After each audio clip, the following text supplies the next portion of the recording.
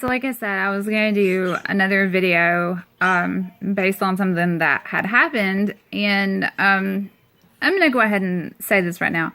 I may let some bad language slip, but I wanted to discuss how some parents want to think that they're know-it-alls or like the best parents in the world.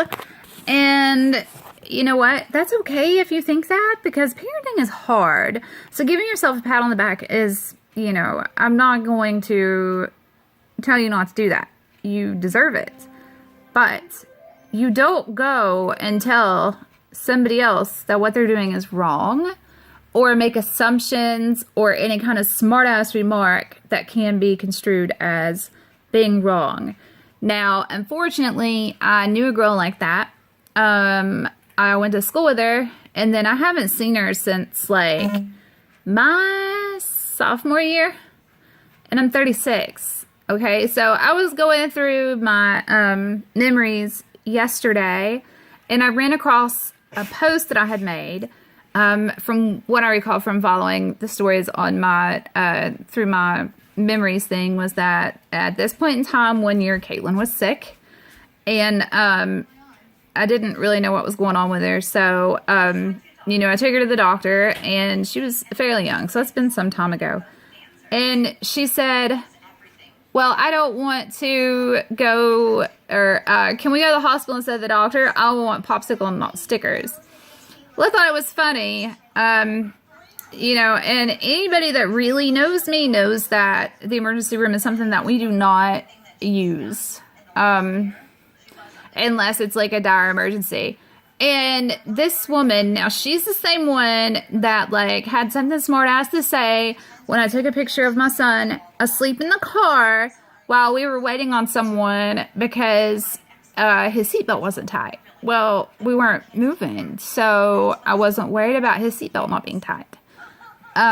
Before we took off, everything was fixed.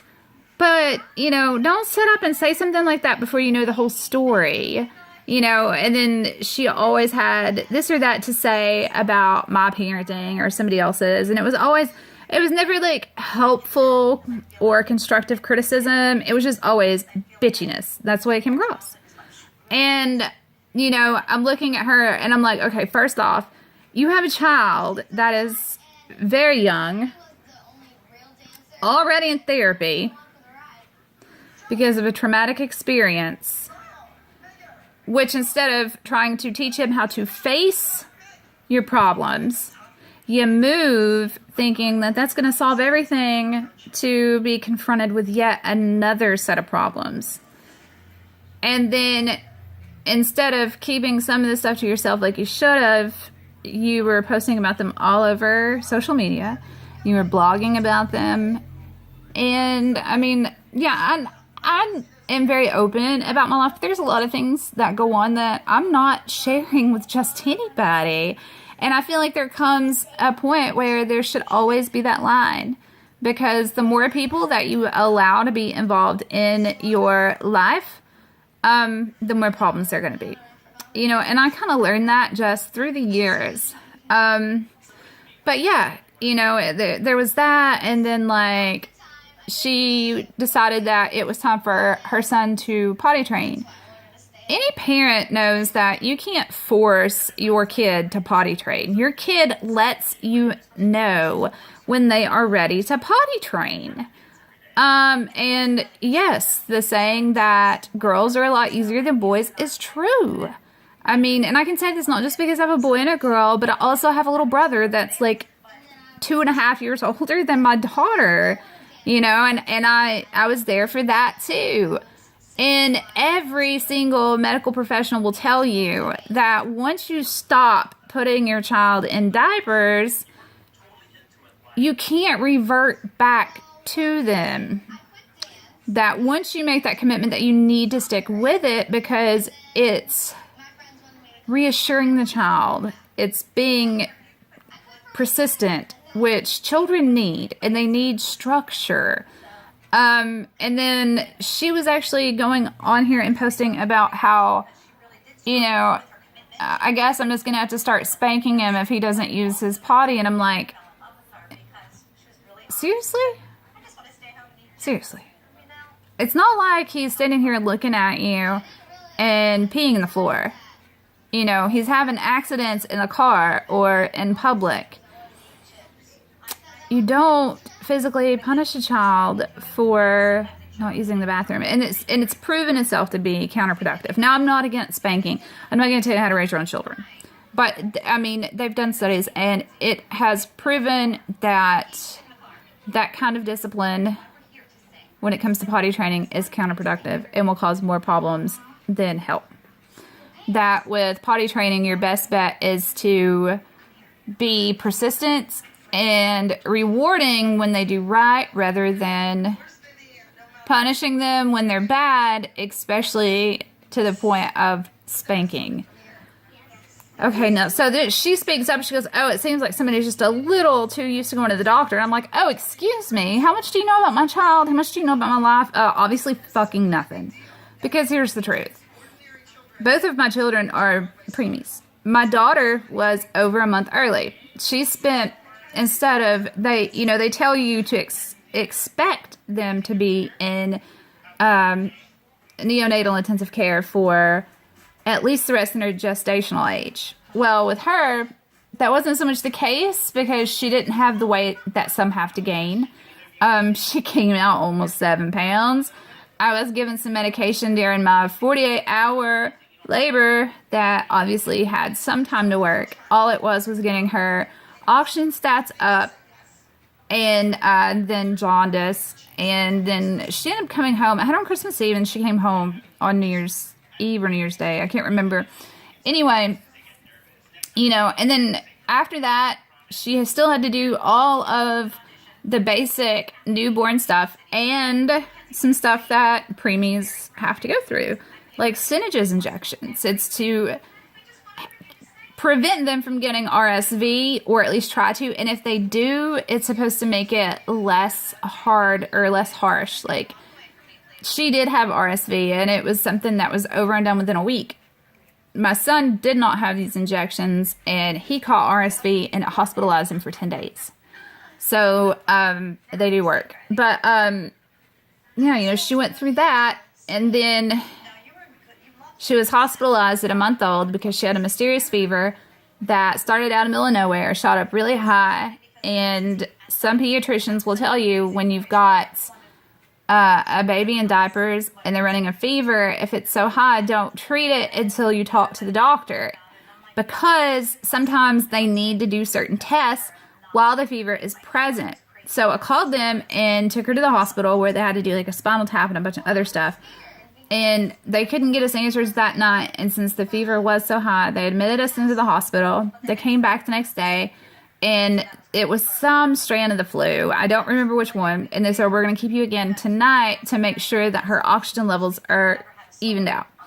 As long as she stays good in room air all night, then she can go home tomorrow. So she went home the next day. Then when she was 2, she had pneumonia, like super bad. She almost had 105 fever, and she was eventually put into the hospital for about a week with that. And, on top of that, she's had 4 surgeries now to date. But when this bitch of a woman said that, she had had 3. And just being a preemie, it kind of wreaks havoc on their system until they really start building up an immune system. Caitlin had a really hard time from birth to about 3 of staying good and healthy. Like, she got so bad that Head Start was almost not going to take her second year because she had missed so many days of the previous year. Like, she was out almost she was out an entire month because of pneumonia. And every time I'd get her better and send her to school, she would get sick with something like a cold or bronchitis, and it would turn into pneumonia. And, I had to pull the doctor records for them, and they let her back in, whatever. But we were at a crossroad with her pediatrician that was like, if she can't get through this year of preschool without having, X number amount of absences, you're likely going to have to homeschool her until we can get her immune system built up. But as she grew, it got better. And now everybody that knows Caitlin knows that she doesn't ever really run a fever. I think since she was 4, she's had a fever 2 or 3 times. That's it. So no, my child is not used to going to the doctor or the hospital. But you shouldn't say things to people when you don't know the full situation. Just like I get tired of seeing parents fight about bottle feeding and breastfeeding. As long as the baby is fed, that is the most important part. I don't give a shit how you do it. That is your business, not mine. I'm not going to tell you how to discipline your kid. Do I have advice? Yeah, I do. I've not just raised my own. I've got a little brother with special needs. He taught me a whole lot. But just people like her really get on my nerves. And then they cannot understand why they don't really have friends at the end of the day. Because you can't go around acting like you're better than everybody else.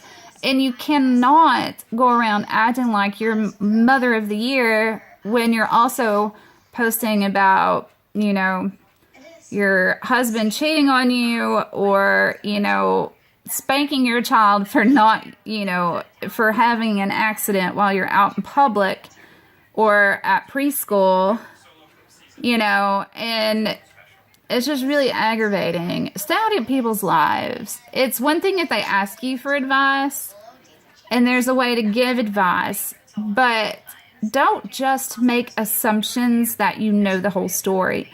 And when I did say something to her, she shut up. She didn't apologize or nothing. But she shut up because I just made her look stupid. Like, why say something stupid like that when you don't even know her story? You don't. I know why she said it. It just not long before that, she had her second set of tubes and her adenoids removed. That's what stuck with her with that, which I'm thankful, is the popsicles and stuff, not, the surgery and the pain.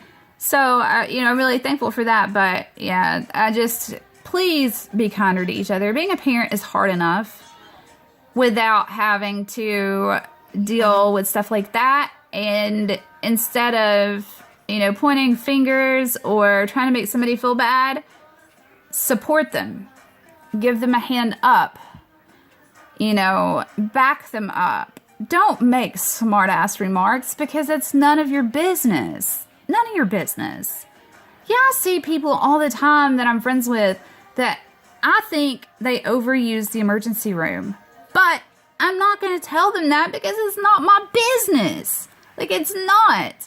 I hate it when people use the emergency room as a doctor. And they don't get that if their kid is sick and you take them to the emergency room rather than waiting until the next day and take them to their doctor or a walk-in clinic, that you're exposing them to more and you're just going to make them even more sick. They don't get it. And I know what it's like to be a new parent and to worry. But I don't say anything. I'll offer advice, ways to deal with stuff until they can see the other doctor. But if they decide to take them to the emergency room, it's not my fucking business. It's not yours. Just support them, if you pray for them, whatever. But don't put your nose in somebody else's business. Don't tell somebody else how to parent. The only time that I think that you should even really step in and say anything is if you are afraid that a child is in harm's way. That's it. Other than that, just bite your tongue. I've had to do it a lot, and I will probably have to do it a lot more before my time is over on this earth. But I was taught that if something does not directly affect me or my family, it's none of my business. Do not stick my nose in it. It's proven to be a good theory over the years, and I think that's why some people that I do have as friends have, stayed around, because I don't get in their business. They can talk to me all they want. That's fine. I'm here for them. I'll listen to them. I'll give them advice. But don't get mad if they don't take it. You know, I just don't. So anyway, I hope everybody's having a fantastic day. I hope that this isn't something that is a norm for me, because I don't like ranting and I don't want to seem like a crazy lady. But when I seen that, I was like, you know what? This happens way too often, and I don't think people really realize how bad it is. Just mind your own business. Just live by the rule that I know my parents taught me. I would hope that most of your parents taught you. If you don't have something else to say, don't say anything at all. Just don't. Bye, guys.